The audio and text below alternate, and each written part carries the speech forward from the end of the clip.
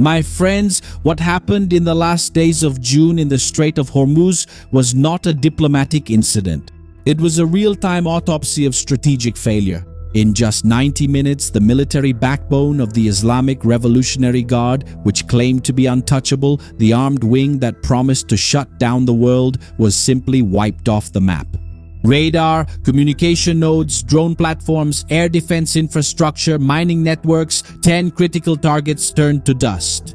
What you're about to see now is the definitive collapse of a facade. The Iranian regime is not just losing the war, it's losing control of its own territory, its army, and its very survival. What you're going to see here today changes the balance of power in the Middle East and puts the global economy on a knife's edge. And make no mistake, what started there is the beginning of the end for the power structure that Iran built under the guise of sovereignty in the Gulf. The question is, who's really in charge?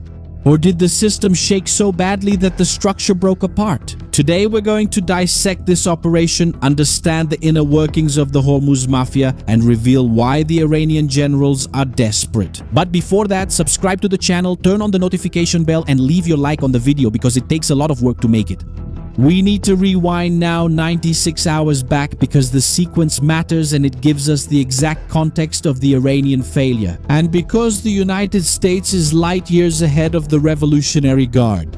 On June 25th, the Guard attacked the cargo ship MV Overlovely, which was flying the flag of Singapore using a kamikaze drone as it was leaving the Strait of Hormuz. The ship was in Oman's safe corridor, exactly where it should have been protected. The CENTCOM's response? It was immediate. They attacked Iranian targets, giving Iran a chance to lower its guard. But Iran, under the command of its most radical faction, chose the path of provocation. Imagine the arrogance. They attack, get a harsh response, and instead of backing down, they double down. On the 27th at 4:30 in the morning, the Revolutionary Guard launched another drone against the MT Cupico oil tanker, flying the Panamanian flag, carrying more than 318,000 tons of crude oil from Qatar. And the irony here is brutal. They attacked a ship carrying oil from a country, Qatar, which actually helped mediate the peace agreement. Can you see the level of insanity? They attacked the mediator's ally, and this forces us to reach a technical conclusion. Who is giving the orders in Tehran? Could it be someone other than the one who signs the treaty? Could it be General Alireza Tanziri, the man who tries to control the Straits Mafia, ignoring any attempt at diplomacy? He's not just defying the United States, he's sabotaging the Iranian central government itself. Each of their actions was a puzzle piece that only leads to one conclusion. The central government in Tehran has become a hostage.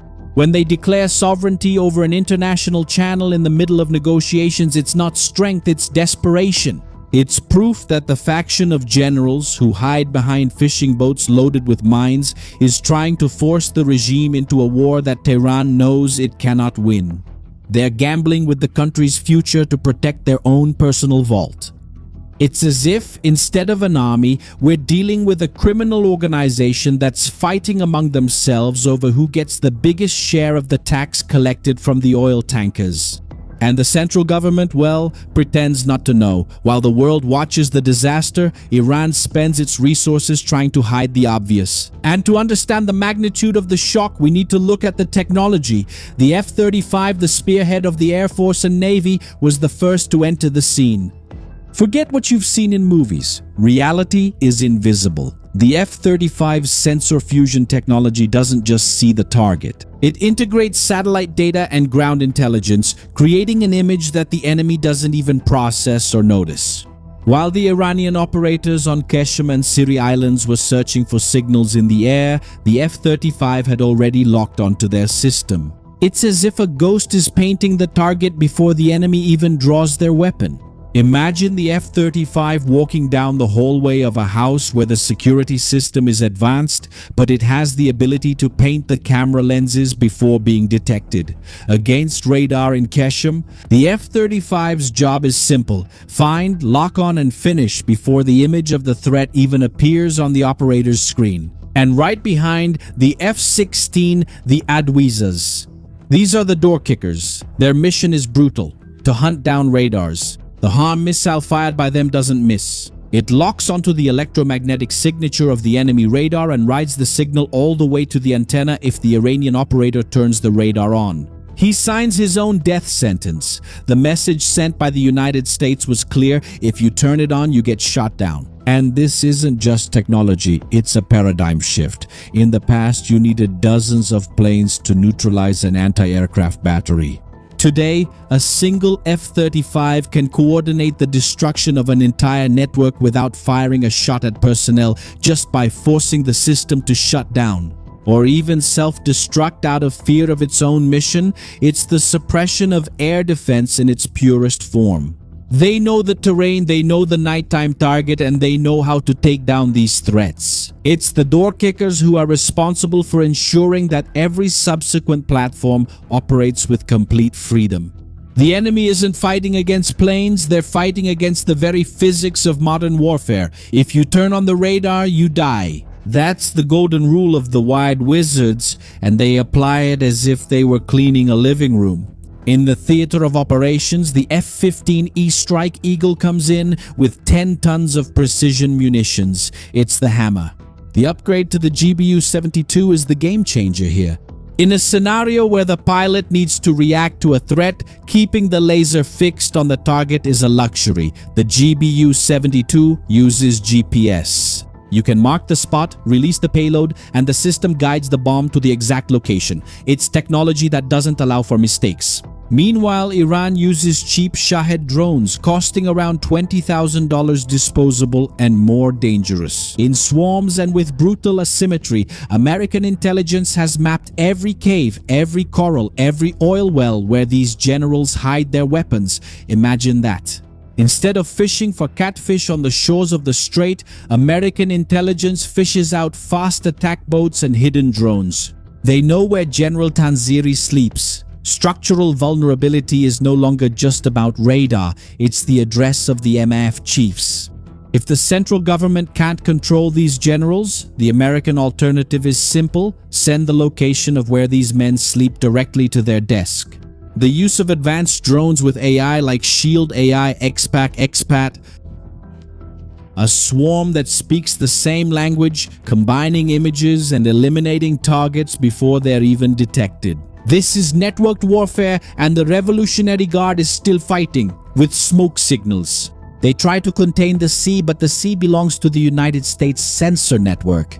And when you put on paper the Strike Eagle's ability to carry the GBU-28 bombs, those classic laser-guided bunker busters, and now the 2-ton GBU-72, you realize that no Iranian fortress is safe. They can hide in caves, but nowadays the inside of caves can now be seen. The capability of the WSO in the back seat of the F-15E scanning the horizon is what ensures that no UAP or drone is lurking around the operation. They are winning the information war before the physical war. And for General Tanziri, every time he moves a piece, he's just making it easier for the person who's going to remove the piece. But while the world focuses on the Strait of Hormuz, Ukraine launched 660 drones against Russia in a single night. The world is in synchronized combustion, and on the geopolitical chessboard, the game is over. Trump was clear: if the deal is not concluded, Iran will cease to exist. And this is not electoral rhetoric, it's a countdown. Iran is being forced to decide. Either they eliminate internal dissent, or dissent will lead the regime to the abyss. The structure of Iranian power is under extreme pressure. The rumors about the downing of the F-15E and the help of Iranian drones to bring it down highlight a tactical vulnerability. But the truth is, the United States sensor network powered by AI is making Iranian camouflage obsolete.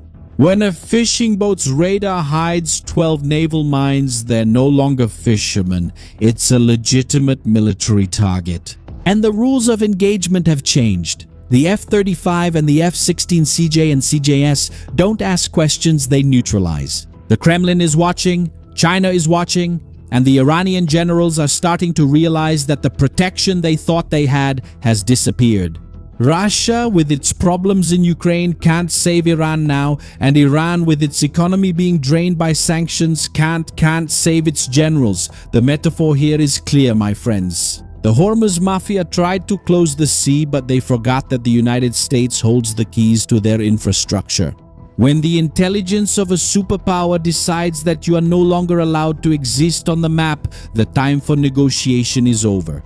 The verdict of our elite analysis is just internal dissent and tactical collapse. Go down to the comments right now and write in capital letters, internal dissent or tactical collapse.